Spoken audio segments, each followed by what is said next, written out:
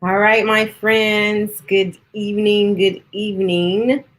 I am live. I'm trying to go live. Got to do my daily tell your story. So it's good to see everyone this evening. All right, now I am live everywhere. So good evening, y'all. Again, this is what? Is this day 7? I think this will be day 7 of telling my story. So it's good to see everybody. I appreciate you all being here. As you can see, I'm playing around with a couple of things on my board there. I am Rashida Roberts with Target Financial, and author, speaker, and I'm not aspiring anymore. I wrote the book, okay?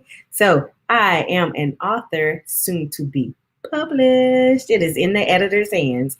And I today wanted to talk about you can have great credit and a mountain, okay? A mountain of debt. So let's see if you guys can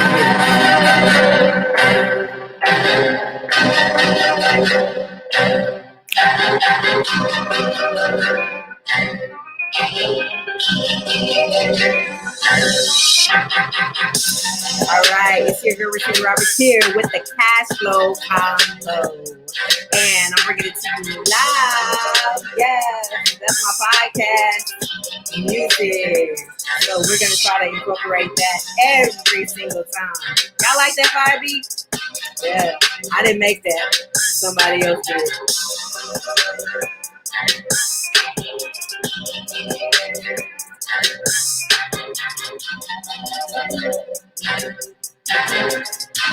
All right, today I wanted to talk about you can have great credit, mountain of debt.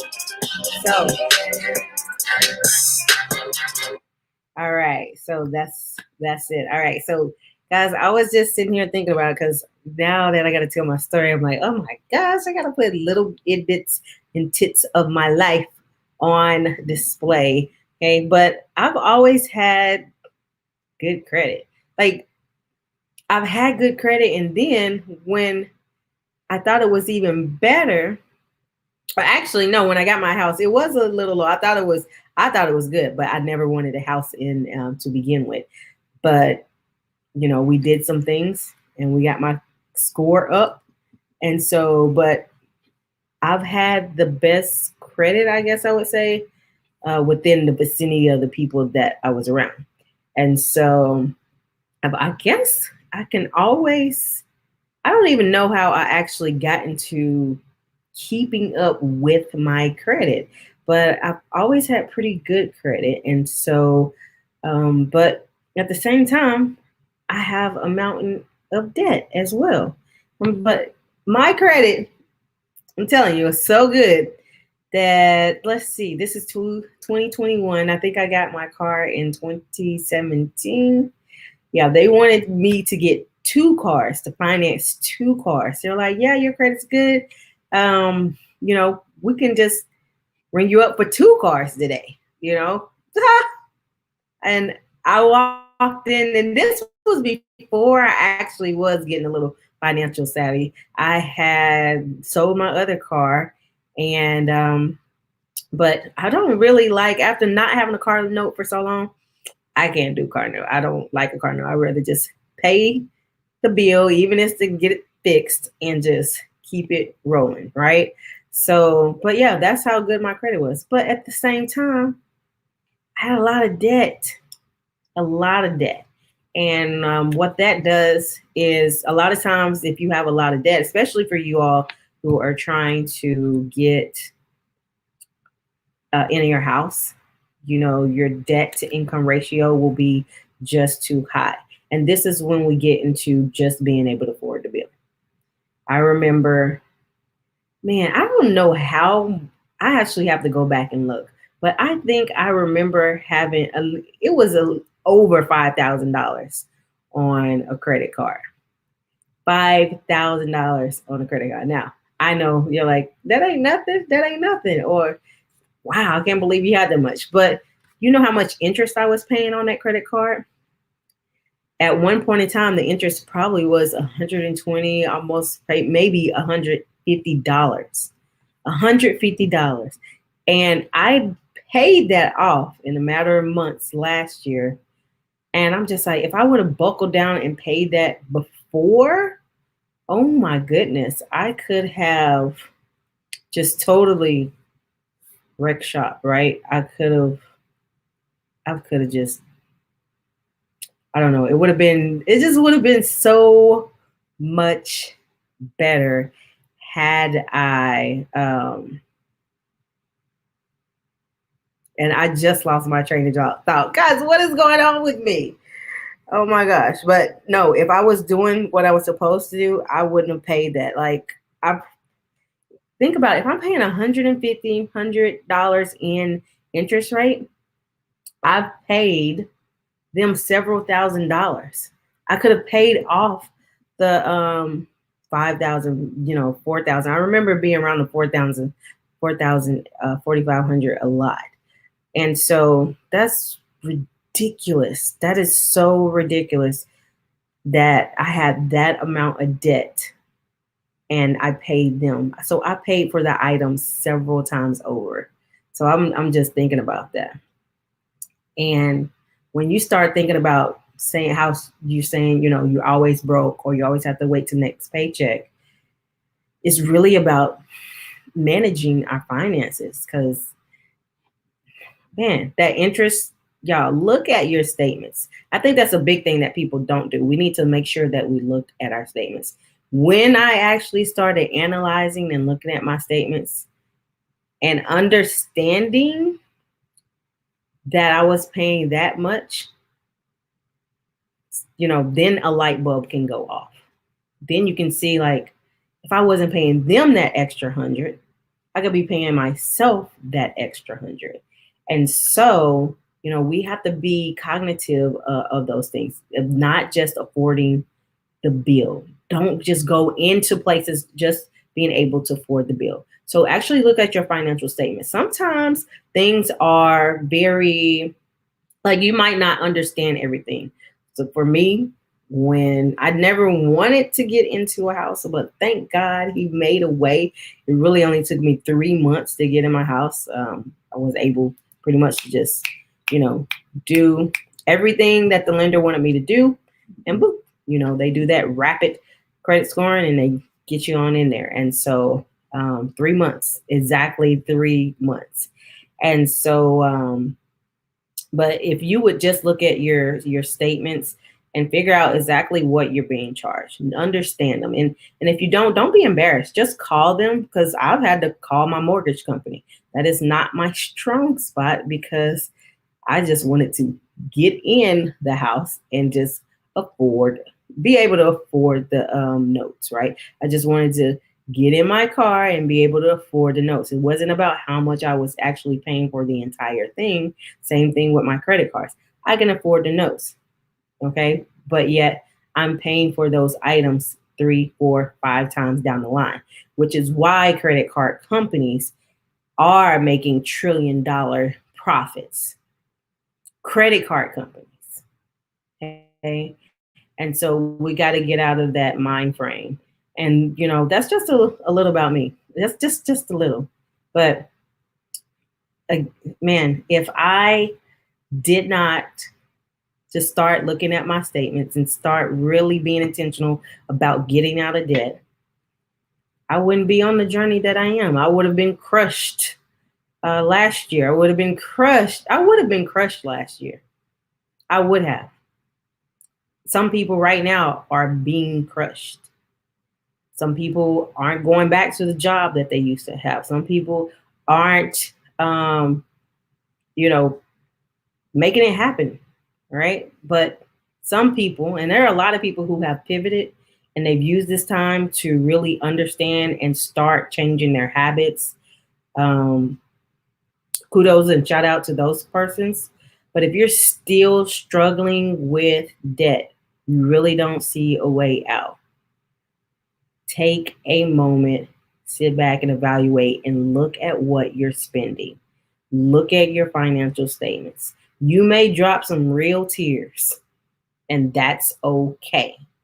I had to drop some. Well, I don't know if I dropped real tears for finances but I dropped some real tears in other areas, right? But like when I analyzed mine and I saw that I was in so much debt, and especially when I saw how much student loans were taking up my debt because I've been paying on student loans for 15 years. I'm like, I seriously have had to pay that already. Like it should be gone, right? And so if you still have not analyzed and looked at everything, I know it can be scary. Some people like they don't even want to grab their credit report because they just don't want to see it. Face reality. It's okay. You made some mistakes. So what? Okay. But you can never get to the next point if you don't go up. All right. So remember, you can still have a great credit score and have a lot of debt, but that's going to keep you from building wealth, right? That's going to keep people, especially if you just want to get into buying different properties or whatever. You need to make sure you put yourself in a good sweet spot and eliminate the debt. And that's all that I have for you guys today. If you need some help, I want to invite you all to buy my book. It's Find Your Spark, 7 Steps to Ditch Stress and Ignite Your Financial Lifestyle. See, getting out of debt sometimes is a life and death situation. People are getting desperate, okay? And things are happening. Man, I don't know why this just came to me, but I remember in my 20s, was this in my 20s? Yeah, in my 20s, I had a friend at the time who was just so overwhelmed financially that they ended up giving up their kids. Man, I don't know why that just came into my mind. Like, and I haven't thought about that at all. But they gave up their kids. The kids were adopted, moved states away. I mean, it happened so fast. It happened so fast. Like I feel like it was over a weekend that we didn't even get to talk about it. Like one day they were there, the next day they were gone. That's how distraught that this person got. That is, can you believe that? Not reach out to family, not go to friends and let them know or whatever. It was just, I feel like it was predatory adoption or whatever, but it's so, people just don't understand that financial stress is a real thing. All right. So don't just be focused on your credit scores, focus on the debt, because the debt is really, in the end, you can have a great credit score, but if you still have people calling you, if you still have those lenders and credit agencies trying to get at you, it's hard sometimes, right? You still got to get up and go to work. So sometimes a job that you're having difficulties with, or the people aren't your people or whatever, not your people. I'm not saying that racially or culturally or anything, just people that you want to be around, right? We go to jobs and we have to deal with people and be kosher with them, right? Not people that we might invite into our home. So sometimes, but you have to go there. You have to spend your hours there in order to get money and to bring back, okay? Think about when you're going into debt. This is where you're going to be spending your time trying to pay that debt back, taking you away from your family, taking you away from leaving a legacy, taking you away from building your wealth because you're trying to still deal with the cyclical process of debt. And I always try to make these 5 minutes, but I just have the gift of gab. But really, okay, I invite you to make sure. So one, in order to get rid of debt, you need to know your status, know what you have coming in, and know what you have going out. To look at your financial statements. You made some mistakes. I say get over it, not in a harsh way, but you have to get over it. Okay. Forgive yourself. It's okay. If you've seen some of my past videos, I took 30K, guys. Well, I don't even know. I know where it went, but it's just like you look at yourself and like, what was you thinking? So, and guess what? I'm not going to let anybody shame me for doing that. I did it. Now I'm on a better path. Okay. So, look at those financial statements. And 3, stop worrying about your credit score and get to tackling your debt. Tackle the debt at all costs. Okay. Tackle it. And don't wait to always be in a financial struggle. You know how they talk about being in a struggle relationship? Well, a lot of us are in a struggle relationship with our finances. And we only do something when, there's an emergency. We can't be in that. That's a lot of stress, only dealing with life and activating when we have an emergency. All right. I know this is like late night chronicles, but, a lot of times this is what we're up thinking about. This is when people are having those conversations with themselves. And so, team up, partner with other people who are going in the right directions or going in the same direction. And that's what I'm glad right now. Like, it's so good to see people who want to just get rid of debt, who don't want to think about the norm that society is putting on us. Like, I love it when people are going against the status quo for things like that. And so we gotta just change our mindsets. All right. Now, when you get ready to start crushing debt and sacrificing, setting up your boundaries, telling people no, you can't go buy those extravagant gifts. No, you can't get the best thing on the wedding or the baby registry. It's gonna cause some friction. It might be a lot. Okay. But you gotta make a temporary sacrifice. Well, my girl always say, for a greater gain. You have to. And then once you get out of debt, once you get out of the bucket, okay, I always say, we can't all be in the bucket and trying to divvy out stuff. We just all gonna stay in the bucket. That's fine. If we want to all stay in the bucket, hey, that's fine.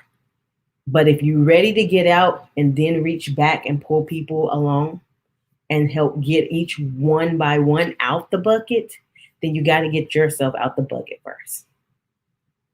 And that's what getting rid of debt does. So don't just have a great credit score, have a good debt to income ratio. So that way, emergencies won't be emergencies. They'll just be inconvenience. A mosquito bite. Not detrimental. Look, mosquito bite without, Ebola or whatever, that's the West Nile virus. Not that kind of, bite, right? It'll just be just something that nags us. And so please, if you don't, if it's not for me, get with other people. I don't care who you follow. Well, I do care, but make sure you just have a strategy. So if you want to reach out to other gurus, listen to podcasts. Oh, I love listening to podcasts because that keeps you, you learn so much and you just have to listen over and over and over. You will be amazed how those 30-minute podcasts while you're driving will get you right, especially thinking about your finances. I have been so enthused listening to teenagers have $50,000, $100,000 saved up. Kids that have been saving up, they know exactly what they want. When they turn 18, they're going to buy a house. Can you find that's amazing, right? That is so amazing. So if we can set ourselves up like that, we can set our family members, our kids up like that to give them a better chance. But we're teaching them those financial strategies as well so that the legacy can continue. Okay, we can't give our kids, don't give them kids what you didn't get. Okay, give them something. Don't just, give them something that even though you didn't get it, that they will still be able to obtain it because you taught them the mindset, you've taught them the skills. So that way, when you're no longer there, they're able to still attain and retain the money. Because if we just give people, I can give you the money all day, right? But what happens when are they going to be able to keep that estate up, right? All right, so I'm done because I can keep going on and on. If you would like a guide on how to ditch debt, would you like a guide on how to ditch stress? I am pre-selling my book and it is in the editor's hands right now. And I am so excited because I know this book is going to change lives. I'm writing the workbook to go along with it. Podcast, you can write in a book. A lot of people don't like to write in their books. I'm kind of like that.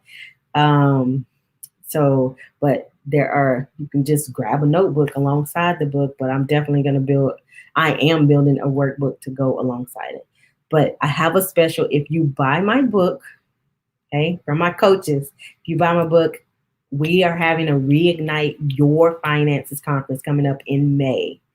I will give you a ticket to that conference for free. Okay. It is a boot camp style conference. We are not taking any prisoners. Like, we are really trying to just do the dang on thing, right? I'm serious. We are trying to do the dang on thing. We have planned for some great speakers and some great sessions. Some of the things that we will be talking about is just going to be like, oh, I'm excited because I'm just like, I'm gonna learn something. I'm like, I'm about to learn something. But we want people to walk out with, a starter or a plan budget, to get the framework for a will, and they can start getting that together. You know what? Just thinking about it, I need to get a notary, right? So if you get your will in place, maybe you have a will and the notary, because guess what? Notaries can do distance notary and they can do virtual notarizing of your forms. We need to get that in place. I'm gonna take a note right now. We need a notary. Boom, build that thing and go ahead and get it notarized so it's in effect, right? Because then how to choose insurance, how to pay off debt. You got two methods. So actually, some people say there's a third method. You got debt snowball, right, and debt avalanche. Real tangible items on how to fix your credit score, how to get dispute the bad items or the negative items off your credit score. What are the real steps to home ownership? Okay, like, what are the things that you need to know after you buy a home or before you even step into them? Like, what's PMI? What is your earnest payment that you have to put down? What is buying points? What does that mean? How does it affect you? Okay, how do you dispute your taxes after? How your actual school district that you live in affects the price of what you pay for your mortgage, right? All the things you need to know.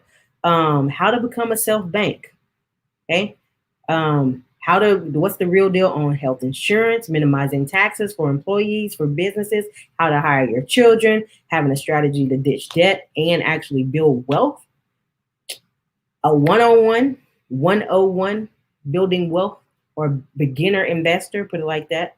Ways to teach your kids money principles, and thinking about your health and how it actually is draining your wealth, and how to get rid of student loans.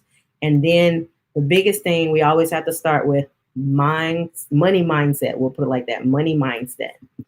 Because if you ain't got the mindset, nothing else will happen. You can kind of get yourself to one place, but you'll still be in a cycle. And that's how I know, because I got myself out of debt before. I did the right thing. I was like, okay, I can't afford this. I moved home, and boom.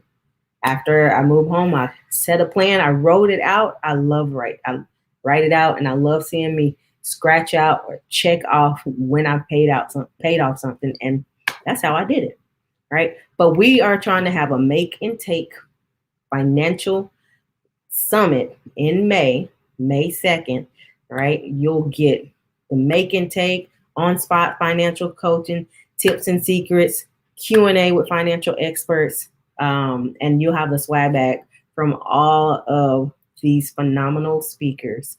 And so if you get my book, then you'll get a free ticket to that because we're making it so juicy. Everybody's paying, but if you buy the book, it's cheaper. All right. So thank you, Miss Mitch Matchable. Love it, love it, love it. And I see my people out here on Facebook. So I am glad you guys joined me tonight. I should be in bed because I always have to wake up and get with my babies. And I am an educator. But I feel like if I can educate adults, then they can trickle down to their kids. And I can't wait to the day that I'll step out of my library. Actually, I'm going to be sad. I'm going to be sad. It's going to be bittersweet. But then I can also step back into it in order to teach, not just singles and educators, but to teach their parents as well. All right. And remember, guys, we all make mistakes. It's okay. All right. I'm Rashida Roberts with Target Financial. We target your mind and your money. And this is me saying good night, God bless, and peace to you. Bye.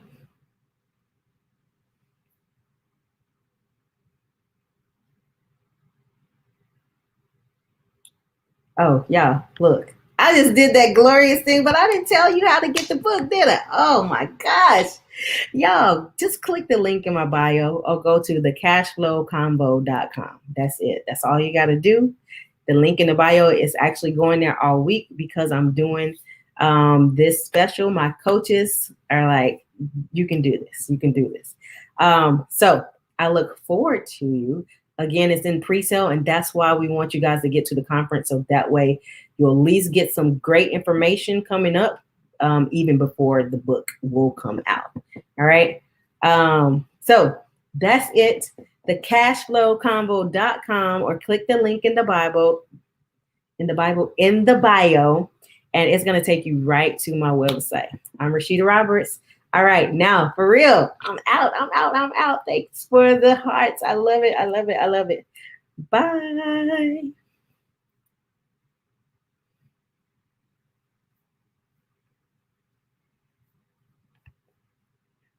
All right, well, that's it, guys. I am going to dance my way out. I hope you guys can hear this music, but yeah, I'm gonna dance my way out.